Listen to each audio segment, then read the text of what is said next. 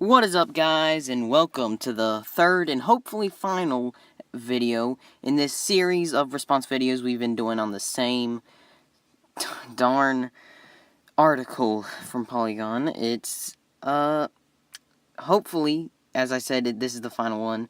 But, of course, this one's going to be a bit different. It's going to be very necessary so that you get the entire article and can understand the whole stupidity of the thing. Then you check it out for yourself, because I've been very selective with which paragraphs to use, because I wanted to just get out the way, because only the first section's really any kind of interesting to talk about. I think I just take it all in whole and cut out some of the parts that is just non-arguments. I explain why they're being said, who's being said, if they're taken out of context. But basically, it's only things that I have something to say about them, and I think are stupid. Or maybe sometimes used to set up. So, without further ado, let's begin. Oh, also, fair use, that's a thing, I gotta make sure to say that. I can use the copyrighted material in this video. So, roll it. Alright, so the first section we're going to be covering today in this article is called Gender and Sex, and the subtitle for that picture up there is GTA 5's use of sexually suggestive imagery in Rockstar games. Anyways, I feel like there's something to pick out here, but I don't want to be grabbing at ghosts, so I'm just going to move on to the next part. So the article starts by saying, for many, Grand Theft Auto 5's portrayal of women is problematic, with a number of the game's viewers pointing out its misogynist tendencies.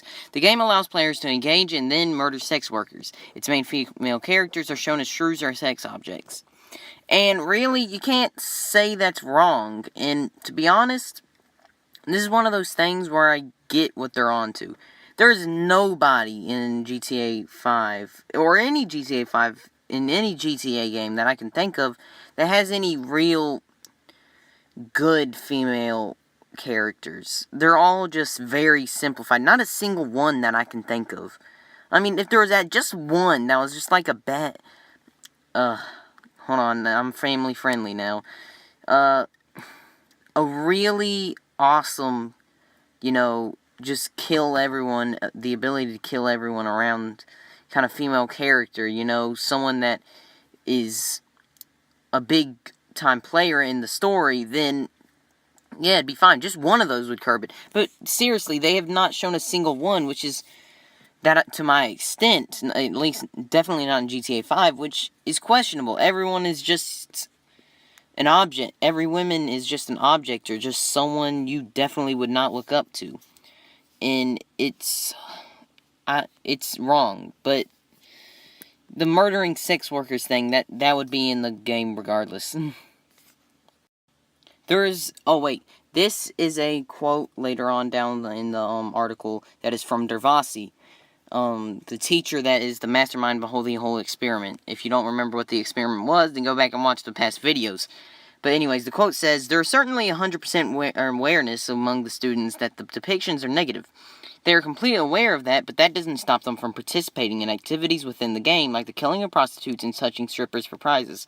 Well, they probably just do that to roleplay, or something like that. Or maybe they're just not as forcibly politically correct as you, because, maybe they realize this is an easy A. Maybe they're not all as liberal as you see. And that's something I want to say. I bet they're not all that liberal. And if they are, wow, this guy lucked out in his group. And, I mean, he might want to do a bit more testing around. But, honestly, I doubt they were all as politically as correct, forcibly politically as correct as the teacher. But yeah, of course they did that. I mean, there are rewards in the game for doing it. You gotta get that gamer score up, Anyways, next thing. And another quote from Dervasi says, "During the formative years of their sexuality, they're developing ideas about women and are being influenced by GTA 5. Meanwhile, schools are outright ignoring these games." I wouldn't say they're outright ignoring them. I think they're just ignoring them because I don't think it's their job to talk about those things. I don't think it's their job to force political beliefs onto children, but I mean, you do you. We're setting these kids adrift and not really giving them the support they need in order to process these problematic representations in a healthy way. Well, honestly, I think that's the parents' job. I mean, isn't the parents' job to look after their kids? I mean, especially when they're young. I mean, you shouldn't just let your kids play something that's a bit overrated. Now, don't just cut them off from a game that's above their age limit.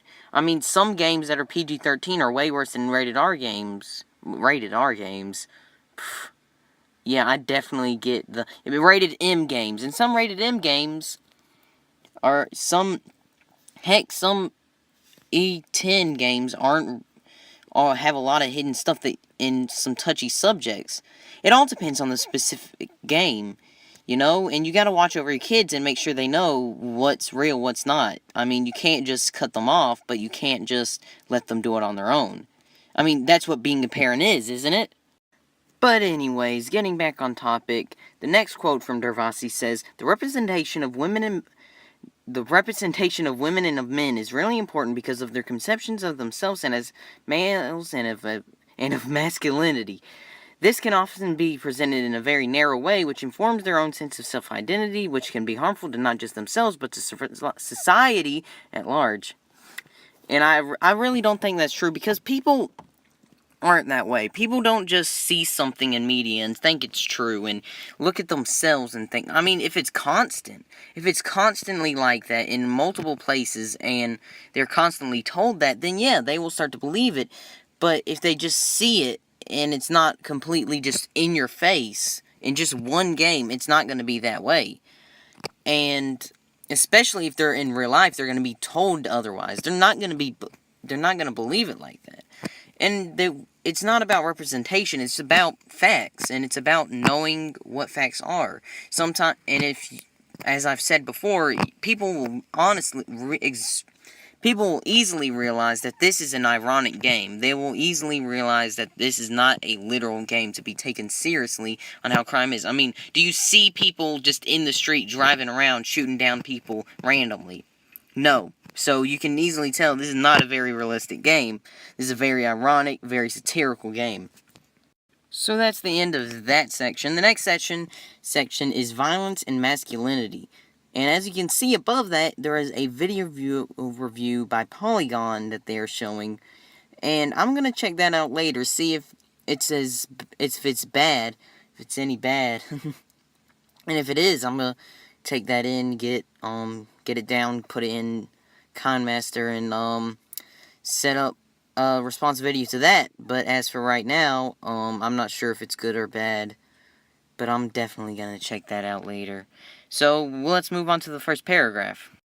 Alright, so this isn't the first paragraph, as I said in the last thing, but this is the first thing that it's interesting to me, and it is a quote from Dervasi saying, "I played GTA 5 for the study, and it often felt laborious. I admire it as a technical accomplishment, but riding around in cars and shooting people is simply not my bag."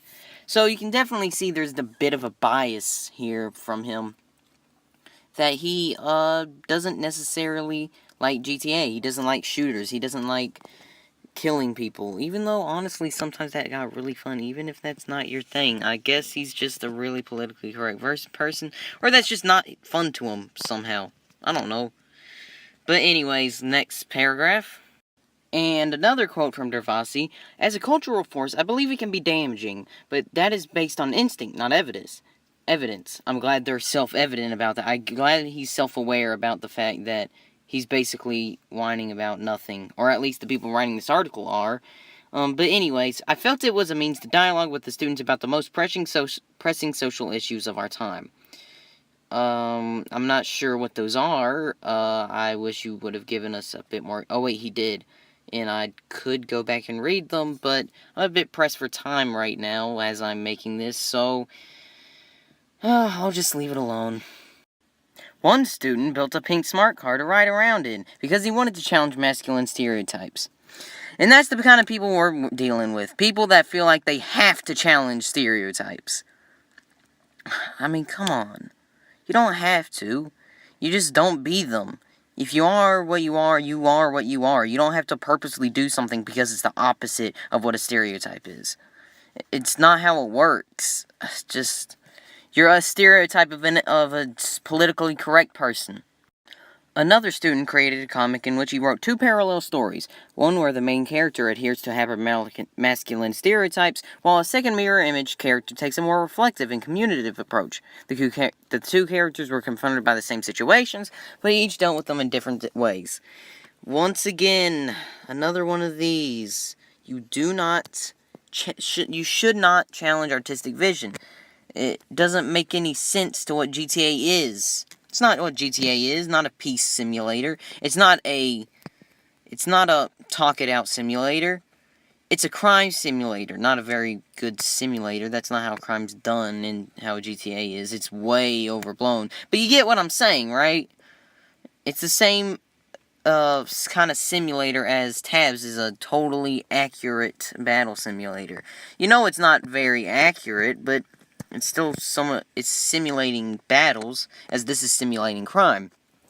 It is not a talk it out simulator. Therefore, that makes no sense to what the game is. Also, that would be a lot less fun. I mean, you saw what happened to Mass Effect. Throwing shade at games I haven't actually gotten a chance to play yet aside, and let's just move on to the next part. By the end of the course, another quote from Devasi, of course, the students started using words like hegemonic masculinity in our daily conversations, and they started understanding how these representations of men might be problematic. 1. Don't use words like that. Don't use words that are meant to sound really long and very technical just for... No one cares. Everyone's gonna not... People that are around you won't like you. They'll know what kind of person you are. They'll know you're a social justice warrior or over politically correct person, and they won't really like you. Don't use words like that in daily conversation. Please don't. Second, those representations are not problematic because we do not enact ourselves onto those representations. We know they're fake. So, yeah. And the next section, and the last section, which I only have 1 or 2 paragraphs from, is schools and games. And above that is a picture of Royal St. George's College in Toronto, where this experiment was going on. Let's get to it. So, the first paragraph says, for Devasi and other progressive educators, the use of video games in classrooms is the future. Games are at the center of our culture. Students understand games. They enjoy interacting with them and talking about that. I agree with that statement. I mean, yeah, I agree with that statement. You know what? Students, sorry about that. Phone slipped out of my hand. But anyways, oh gosh, sorry, getting caught up on how my phone slips out of my hand. That's not what's important. But yeah, students do understand games. They enjoy talking about them, and, people do like to looking under the hood of games and what's beneath them. It's become a lot more popular, especially with, game theory and stuff like that, becoming more and more popular.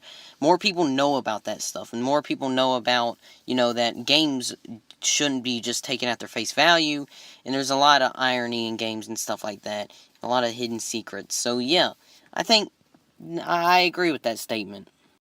Alright, so this is the last thing I'm doing, and it's a quote from Devasi, saying, schools cannot ignore these games, he says. You can't just access the ludic systems of a game without thinking about the content below its surface value, which is what many players do, especially the millions of children who play these games when they are under the recommended age limit. But the thing is, the content beyond its surface value, also, you won't get, at a young age, you won't get a... Oh gosh, I don't have to talk fast for my explanation, goodness. My bad. Pace yourself. Just pace yourself, FryeNChill. Pace yourself. Anyways, yeah, the face value, younger children won't even see the full of the face value. They won't see many of the race divisions and whatnot that are prevalent in GTA 5, and the fact that women are treated badly. They'll just see a game. Probably they won't even get the story, so they won't get the full face value. They'll just see a game, play the game, do the game, and hopefully if their parents are there, realize that they should not do that in real life.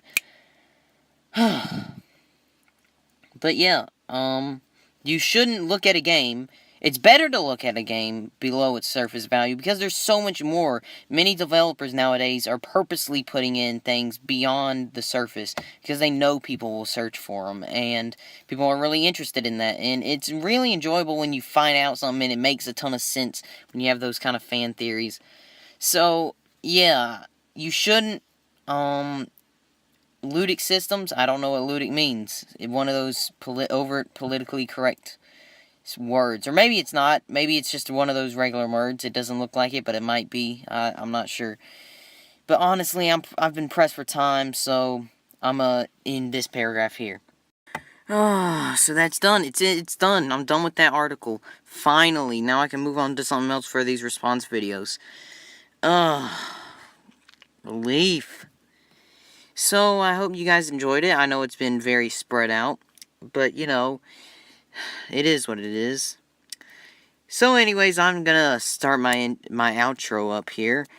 Make sure to follow me on Instagram, at FryeNChill. I post memes and whatnot there, and it's a great place to get in contact with me, because you might want to tell me something, or you might want to compliment me specifically, and you might want to say something to the channel. It's a great way to make sure you're not mistaken for spam, you know.